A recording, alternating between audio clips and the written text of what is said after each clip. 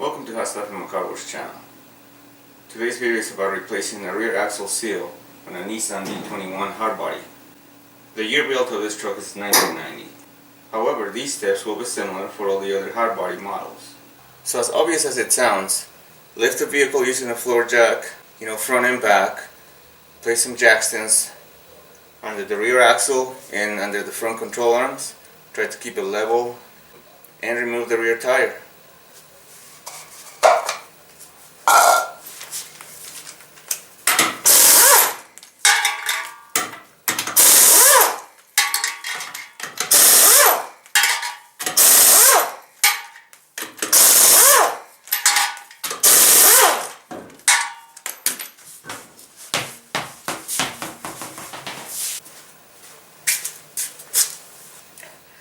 Once the rear tire is removed, remove the brake drum. Now, if your drum is stuck and it doesn't want to come out, it has these slots where you can install bolts, and as you tighten the bolts in, then it pulls the brake drum out. Now, another thing that is obvious also is not to have the emergency brake applied, because guess what? The brake shoes are going to be making pressure against the drum itself, and the drum won't come out. I know this stuff is obvious for the people that are knowledgeable, but if this is your first time, make sure you do that and remove the brake drum. As you can tell, there is a slight coat of gear oil on the brake shoes. That's because the seal is leaking, and as the axle turns, it gets on the drum and on the brake shoes. So for right now, I'm just going to clean this stuff with brake cleaner, but it's going to be necessary to replace these brake shoes, because once they become contaminated with gear oil like that, eventually they just come apart. So that's the bad news in this case. But for right now, we're going to focus on the seal replacement. If we have time, we'll go ahead and explain how to replace the brake shoes. Otherwise, we'll leave that for a different video. So like I said, I'm just going to clean this stuff with brake cleaner for right now. The next step is to disconnect the parking brake cable for the side that you're working on, and remove this bolt, this one over here, and the one over here. What that's going to do is going to give you enough room to pull the axle out of the housing, otherwise you won't be able to do it. So obviously you can do it this way, or you can remove the brake shoes and detach the emergency brake from over here.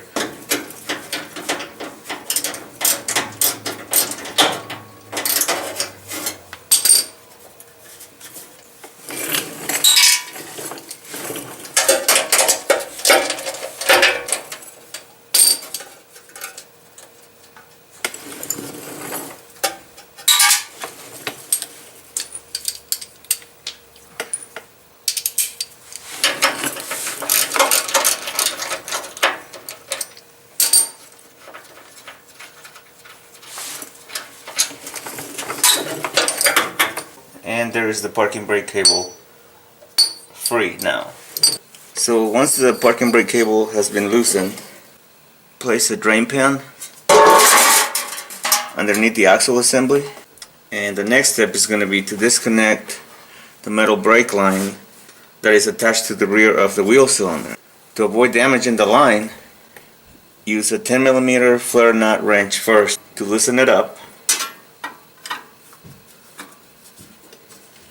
That way you don't round the knot when you try to do this. No sense of destroying more stuff than you need to. Once it's loose, if you want to do it a little faster, you can use just a regular wrench to speed up the process a bit. Now, as you can tell, I'm not wearing rubber gloves. I hate those things, but if you don't want any of this brake fluid and later on gear oil to get on your skin, because your skin is going to absorb it, just wear some rubber gloves. You're responsible for your safety. Once you have loosened the brake line, pull it out, and to avoid losing all your brake fluid, put a rubber cap at the end of it. If you don't have a rubber cap, you can do what I did, just put a rubber hose, put a bolt at the end that fits tight, and slide that over the metal line. That way the brake fluid won't be dripping, and it won't take so long to bleed the air out of the brake line when you put everything back together. Next step is to loosen the 4 retaining nuts, two on this side, 2 on the other side. You may have to use a breaker bar to break them loose depending on how tight they are. Make your life easier. Once they're loose, you can just remove them by hand by breaking them all loose with the breaker bar.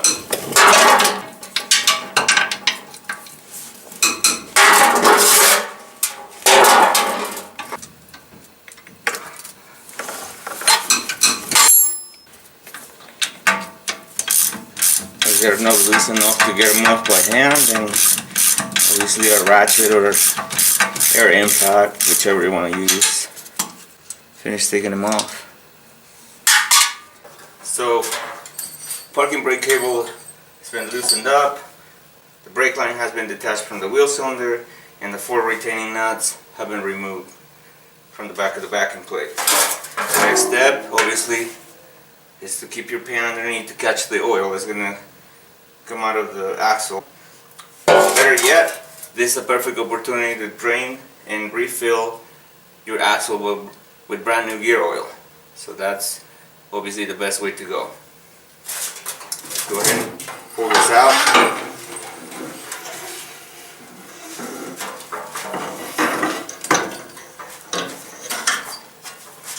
Okay, so there's the assembly right there.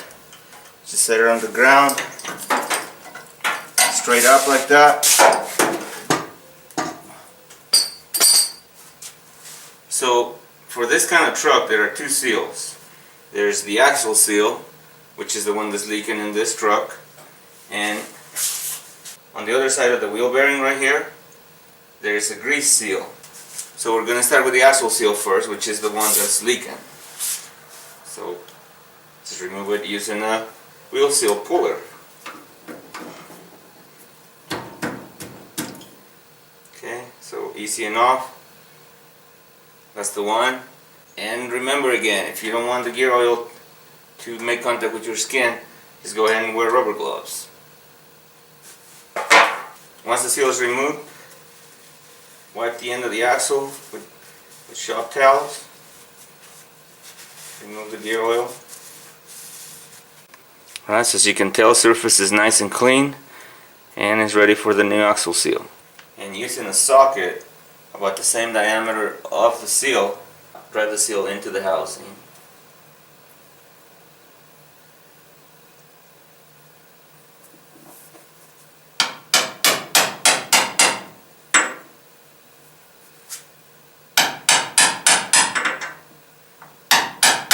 Make sure it goes in straight.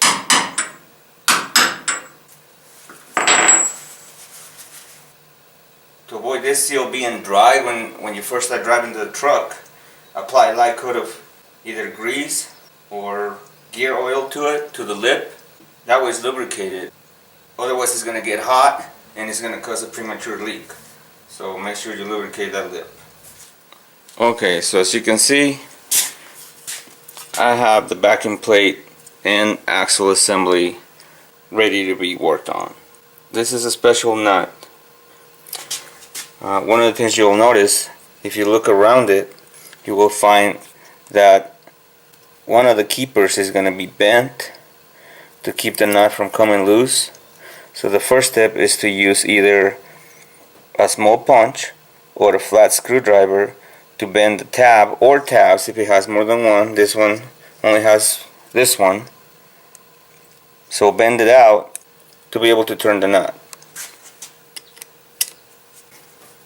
Just bend it out. So now the nut's ready. And here's something interesting. Unless you're a technician that does this for a living, it's very unlikely that you're going to have the tool that is needed to loosen this nut. And I understand that. So that's when improvising becomes a necessity. So to improvise and be able to loosen this nut without the special tool, I'm going to use this pry bar to keep the axle from turning. I'm also going to use this screwdriver to keep the backing plate from turning. I'm just going to hold this pry bar against my body, and I'm going to use this to loosen the nut. There, it comes loose. Now if it doesn't want to come loose, you can use a blunt chisel, something that's not going to be sharp, so you don't damage the nut. You can use that and use a hammer to loosen it up like that. Either way, it'll work. So once it's loose, okay, finish taking it off. As you can tell, it's tapered, so it's got to go back the same way. This side faces down, not the other way.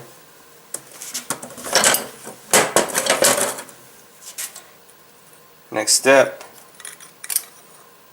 remove the locking tab. Same way, it's tapered, and it has this tab that fits over this notch. Next step, remove the washer. A magnet may help.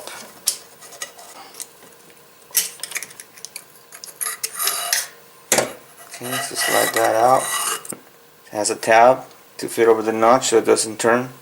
Okay, so we have the nut, the locking tab, and the washer removed. Now the bearing right here is actually pressed on. Alright, so next step is obviously to remove the grease seal that is on the other side of this bearing. And to be able to do that, it's necessary to press the axle out of the bearing, and it has to be done with a shop press. And even my own press, because it's not super wide, I ended up having to improvise and use these weights to give enough clearance, because the opening right here is too narrow for the axle to go through.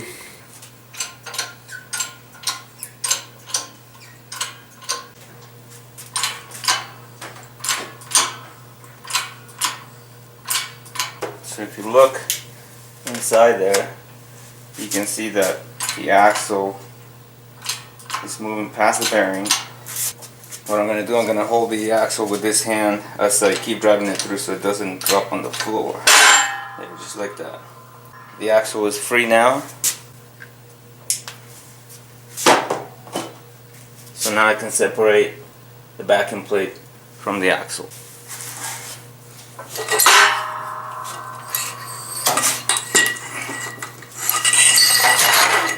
Just like that. So set your backing plate either on a workbench or any other flat surface that is clean, and remove the wheel bearing. Another thing to pay attention is that there's a spacer that goes right here.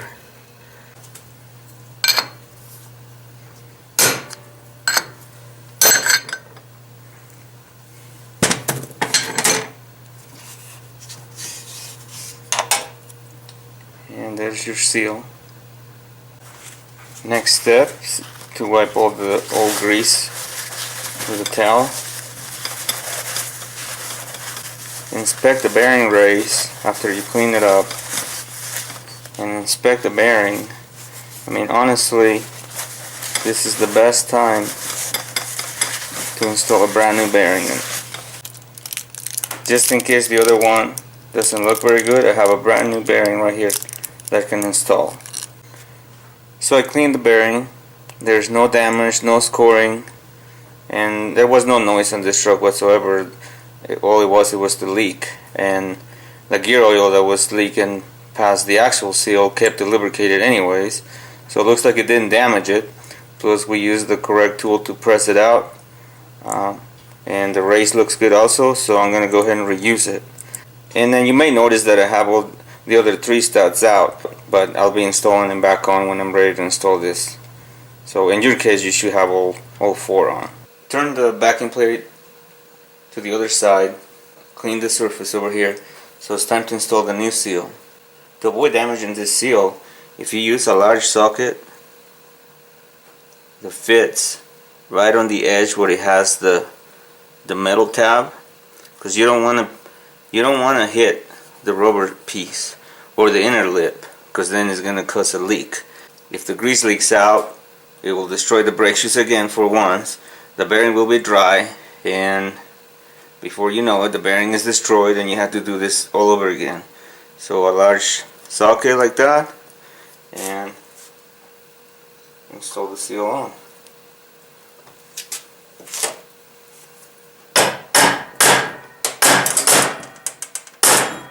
You can feel it when it's on because it changes sounds. Plus, you can verify that the lip is sealed all the way, and obviously don't use excessive force. Next step, use a light coat of grease to lubricate the lips, both of them, inner and outer lip of the grease seal,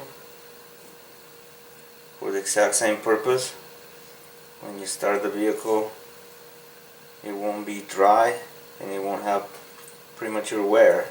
Next step is to grease the bearing using a bearing packer. Obviously is the best way to do it, not to mention that it's fast. So pretty simple, you put it on, make sure it's tight, and then you start applying grease with your grease gun until the grease comes all the way out from here. If you don't have a bearing packer like this, how do you grease it properly? Is you put a glove of grease on your hand, and same thing, wear gloves if you need to wear gloves. I can't stress that enough, it's your own call.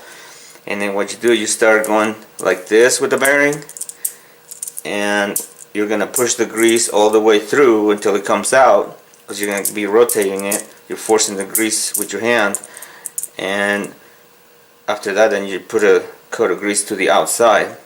But that's how you would do it if you don't have a wheel bearing packer like this one.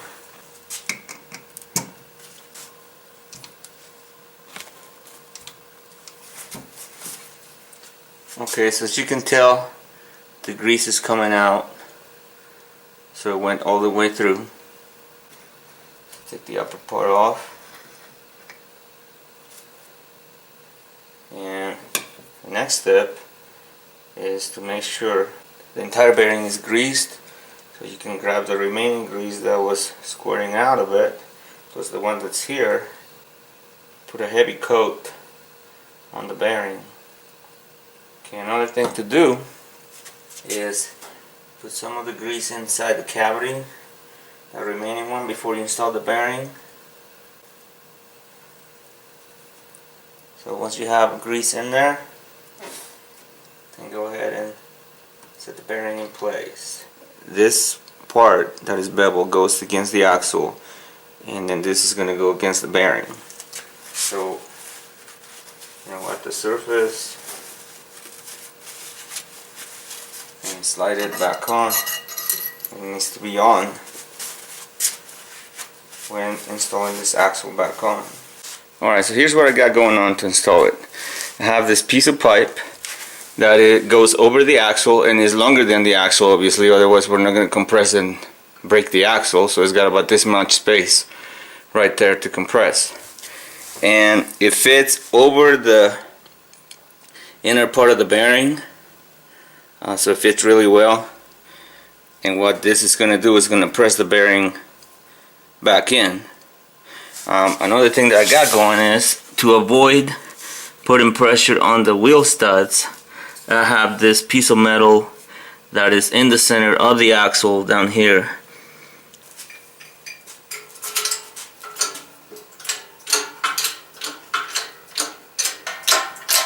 So as I apply pressure against the pipe, it drives the bearing back on without damaging anything.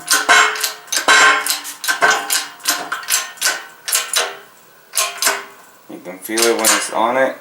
Don't overdo it. Just make sure it's seated. If you apply too much pressure, you will either break the bearing or the spacer that's at the bottom. So just make sure it's seated all the way. Once it's seated all the way, release the pressure from the press. Okay, so I'm going to remove the pipe. Okay. And there it is, my bearing is installed all the way. Okay, so now we install the remaining parts back on. So remember, they have their own groove where they're going to go. The ones that are beveled up, that goes up. That's how it came out. Same way, has a bevel. This bevel side goes down. And obviously it threads clockwise just like any other knot would.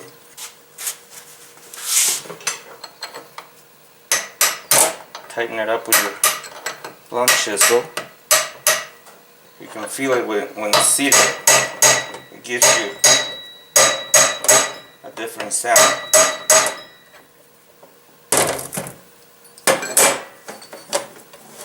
So once the nut's tight, look at the notches and then locate the tab or tabs, plural, that can be bent and be inserted into the notch to keep this knot from coming loose.